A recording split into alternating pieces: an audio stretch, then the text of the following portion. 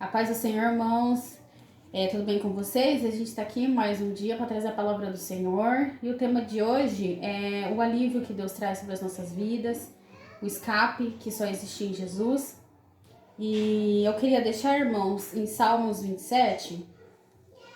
Se vocês quiserem abrir a palavra do Senhor, podem abrir. Se não, fique à vontade em só escutar. Mas é importante, assim, a gente sempre ler a palavra do Senhor, irmãos, porque assim a gente vai estar aprendendo e meditando cada vez mais na palavra de Deus. Diz assim: o Senhor é a minha luz e a minha salvação. A quem temerei? O Senhor é a força da minha vida. De quem me recearei? Quando os malvados, meus adversários e meus inimigos, investiram contra mim para comerem as minhas carnes, tropeçaram e caíram. Ainda que um exército me cercasse, o meu coração não temeria. Ainda que a guerra se levantasse contra mim, nele confiaria.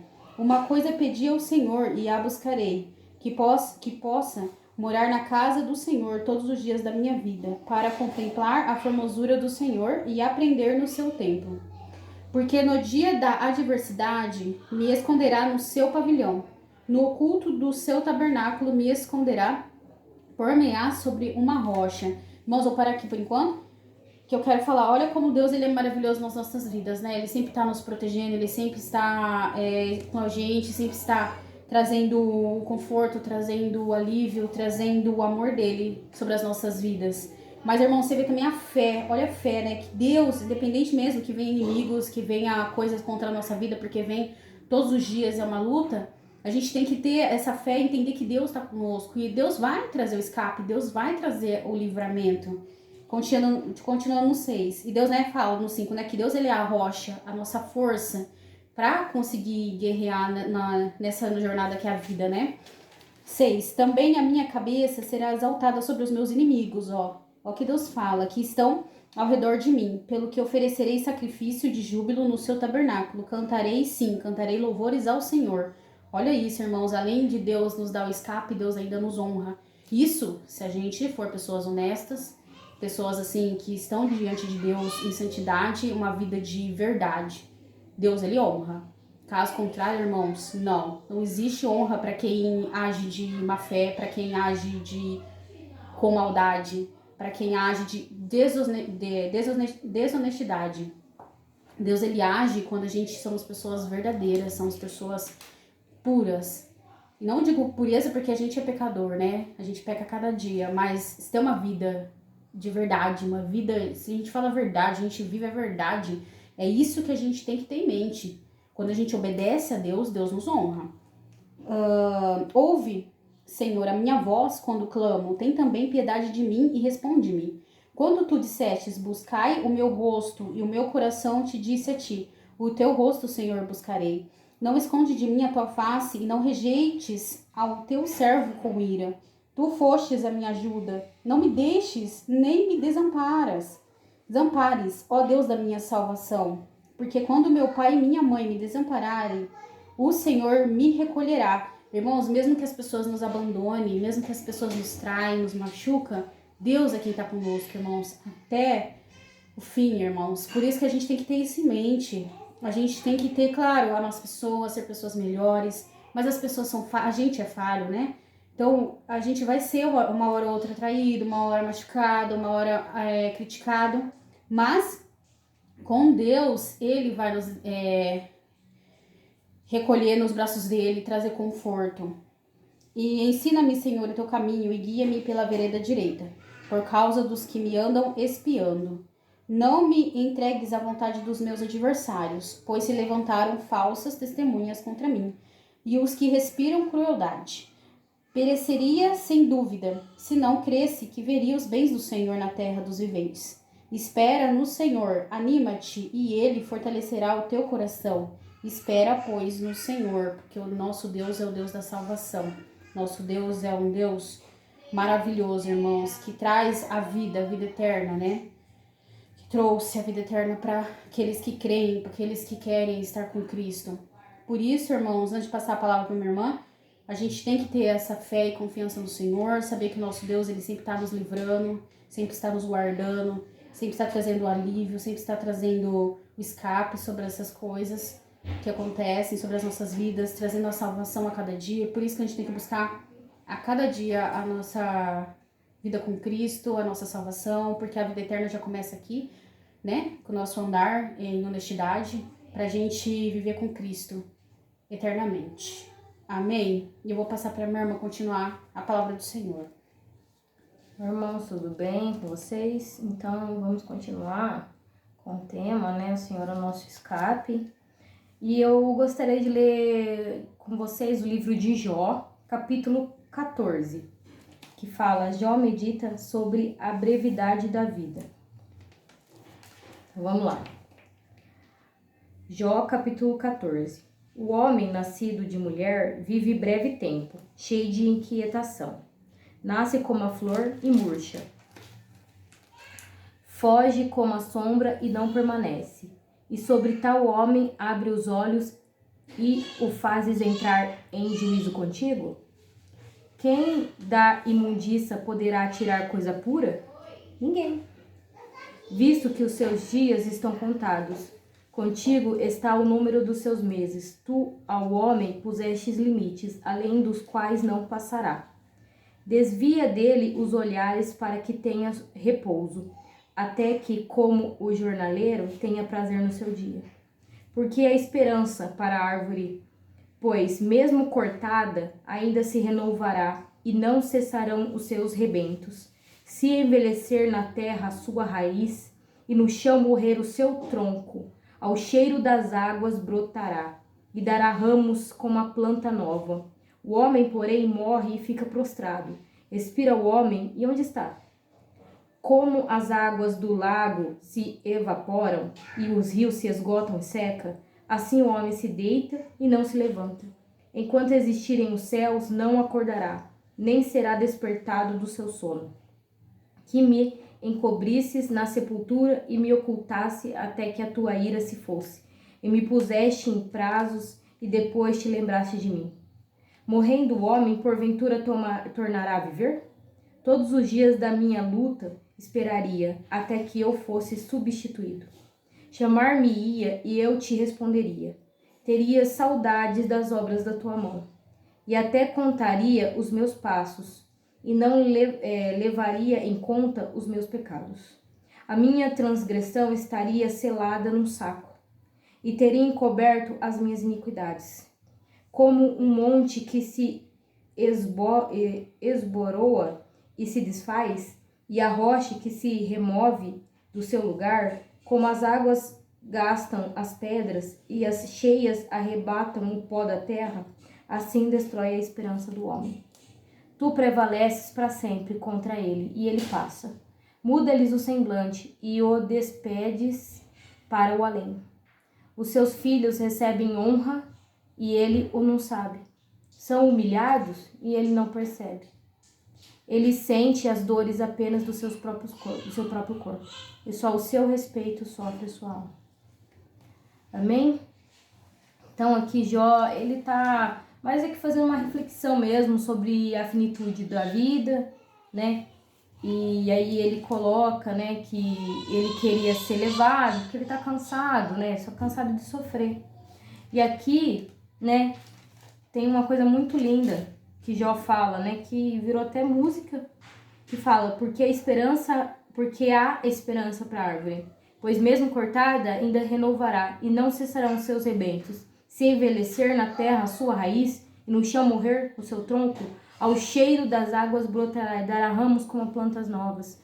Aqui que mesmo, irmãos, que parece que tudo tá perdido, que não tem esperança, ainda há esperança. Ainda há esperança para aqueles que esperam em Deus. Porque que a água é a água do trono do Senhor, né? Águas vivas, né? Que corre do trono de Deus. É Ele que dá vida. Mesmo que você ache que tudo acabou, que não tem mais esperança, que não tem cura, que não tem milagre na sua vida, Deus fala que ainda tem. Porque a última palavra, ela sempre é de Deus, né? Então ele fala que sempre isso.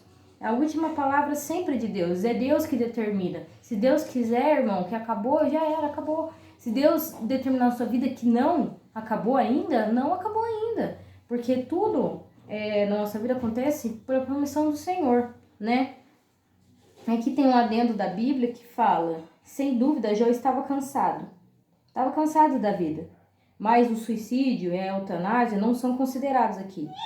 O tempo perfeito de Deus e o seu controle sobre a vida inclui também o tempo certo, até para a morte. Então, irmãos, Deus sabe de todas as coisas. Aqui também fala, né? Ele fala assim, ó, quem da imundície poderá tirar coisa pura? Ninguém. Então, o que Deus fez? O que Deus fez torto, irmãos? Não é você que vai endireitar. É só Deus. E se Deus fez aquilo daquela forma, quem é você para querer mudar aquilo? É só Deus para mudar. É só Deus que faz as coisas. Não adianta a gente querer fazer as coisas pelas nossas próprias mãos, que é só Deus que pode mudar a situação. É Deus que determina. É Deus que decreta. Entendeu? Então, tudo é conforme o agir de Deus, né? Nenhuma folha cai da árvore, nem um fio de cabelo da nossa cabeça se não for a permissão do Senhor. Tudo é decretado, escrito pelo Senhor na nossa vida. Entende, irmãos? Então, nós temos que ter esperança no Senhor, saber que o tempo é de Deus, que tudo há um tempo certo, até para o fim das coisas, né? Porque Provérbios também fala, melhor o fim das coisas do que o começo, com certeza né? Então, tudo na nossa vida passa, irmãos. Uma hora a gente tá ruim, uma hora a gente tá doente, uma hora a gente tá passando por uma luta. Aí passa, aquele tempo passa e depois a gente já tá na vitória, nas coisas boas e depois vem coisas ruins também de novo. Infelizmente, nossa vida é assim, porque o próprio Provérbios fala, sempre vai ter dias maus, pro homem não achar que tudo é ele que faz. Sempre Deus dá dias bons e também Deus dá os dias ruins. Para o homem saber que tudo vem de Deus. Porque senão a gente vive sem recorrer a Deus. Porque se tá tudo bem, tem gente que nem lembra do Senhor, nem lembra de orar. Só vai lembrar de orar quando tá ruim.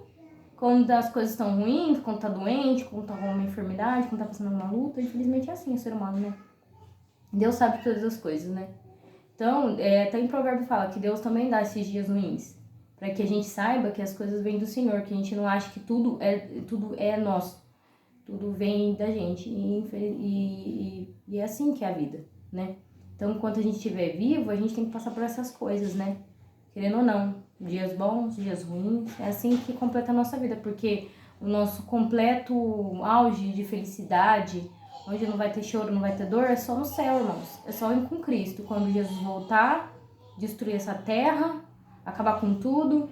E aí a gente vai estar com Cristo e Deus vai enxugar todas as nossas lágrimas. Deus vai tirar todas as coisas ruins. Nós não vamos lembrar mais dos dias ruins daqui, dessa terra. Na verdade, nós não vamos se lembrar de nada que a gente viveu nessa terra. A gente vai só se lembrar das pessoas e das coisas boas, né? Do Senhor. E vamos viver uma nova vida. Mas infelizmente a gente tem que passar por esse processo para chegar, né, na santificação, na purificação. Infelizmente assim. A gente tem que ser disciplinado por Senhor, né? Disciplinado por Senhor para que a gente possa melhorar. Às vezes a gente tem alguma coisa que precisa ser consertada na nossa vida. Por isso que vem a disciplina do Senhor. E até na própria Bíblia Deus fala que Deus, ele disciplina quem ele ama. O Pai, ele disciplina quem ele ama. Enquanto Deus está disciplinando, ok. No momento em que não tiver mais, que daí é aí que é preocupante, né? Porque a gente, como ser humano, a gente erra. A gente não é perfeito, né? O único perfeito que veio nessa terra aqui é Jesus. Tirando Jesus, que é Deus, próprio Deus, ninguém aqui é perfeito. Todo mundo errou, né? E Deus, ele também veio para consertar um erro. Porque Jesus, ele foi o Adão que consertou. Porque o primeiro Adão errou. Infelizmente é isso. Deus teve que descer na terra, se fazer de homem para cumprir o propósito dele nessa terra. Para salvar a gente. Por causa do primeiro erro. Infelizmente é assim. Mas Deus, ele veio, felizmente, para nos salvar. Porque Deus nos amou. Deus nos amou mesmo a gente sendo pecador, mesmo a gente sendo errado. Deus, ele veio para os seus, ele veio para resgatar aqueles que são seus, aqueles que estavam com Cristo desde a fundação do mundo, né? Porque Deus, ele criou desde a fundação do mundo, nós estávamos com ele, aqueles que são do Senhor, né?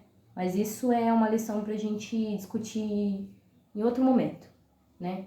Que fala sobre a predestinação, fala sobre a salvação, mas a única coisa que eu queria passar para vocês, irmãos, é que a gente tem que ter fé em Deus e saber que Deus está no controle de tudo e que Deus sabe de todas as coisas, né? E tudo é um tempo do Senhor. Então é isso, irmãos. Que vocês fiquem com a paz do Senhor. E se você ainda não está indeciso ou não reconheceu Cristo em sua vida, se arrependa agora, reconheça Cristo em sua vida, feche a porta do seu quarto, fala com o Senhor no secreto, que no secreto Deus responde. E entregue a sua vida para Cristo, irmãos. Entregue a sua vida para Cristo, porque as coisas estão acontecendo de uma forma tão assim, exacerbada. A gente vê que cada vez mais está apertando as coisas, né? Dessa terra pro fim. Então nós temos que se agarrar no Senhor, de todas as formas, até a hora que Jesus nos chamar, seja de qual for a forma, né? Mas que venhamos a ser fiéis a Cristo até o fim da nossa existência, seja qual for, seja no arrebatamento, seja se nós tivermos que morrer por Cristo, seja por a nossa hora de morrer mesmo, que uma hora a gente tá aqui, outra hora a gente não tá mais. Qualquer coisa pode acontecer, então que você entregue sua vida para Cristo e reconheça Cristo em sua vida. Então é isso, irmãos. Fiquem com Deus e até o próximo vídeo.